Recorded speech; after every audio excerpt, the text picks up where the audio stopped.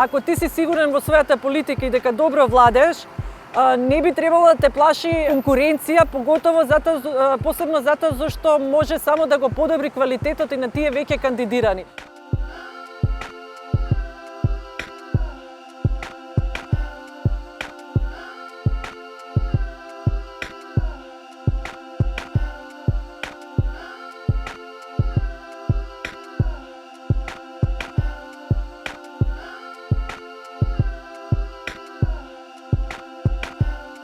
Со ова се затвараат издувните вентили на општеството, на ово општество кое е толку политички поларизирано, толку незадоволно од актуелните политички партии, од нивното действување и така натаму, вџашено, практично запрепастено и однесено во апатија од долгогодишен криминал и неспособност на сите досегашни гарнитури.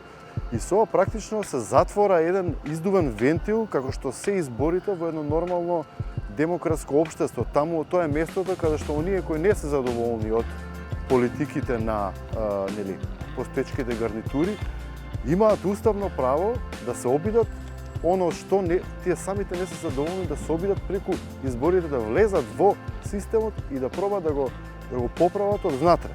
Тоа е она што ние сите го правиме во општините каде што успеавме да влеземе.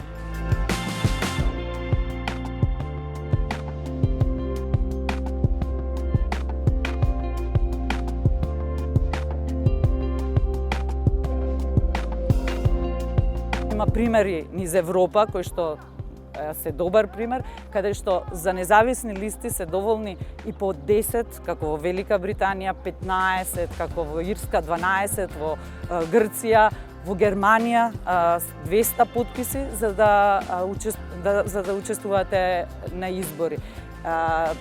Не гледам зашто тие примери не можеме да ги следиме, кои што се добри примери и дел од Европска унија, која што на сите звона, кон која што се стремиме и сите само за тоа зборуваме.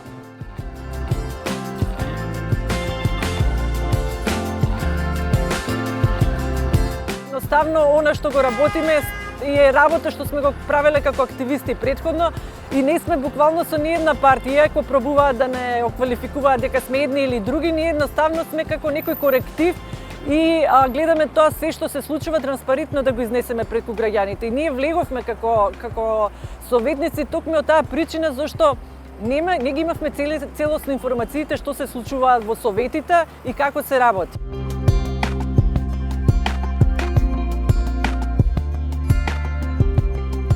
Значи да може едноставно и граѓаните кои не се согласуваат со политиките кои ги водат партиите да можат како група организирани да настапат и да дадат некој поинаков квалитет. Значи колку се повеќе такви листи, поголем квалитет имаме ние избор во политиката. Знаеме дека све се сведува на крај на најголемите партии и оние мали партии не успеваат да се изборат да наметнат нешто ново, туку се приклонуваат кон поголемите партии и на тој начин излегува дека сите во политичкиот живот се борат за некои позиции.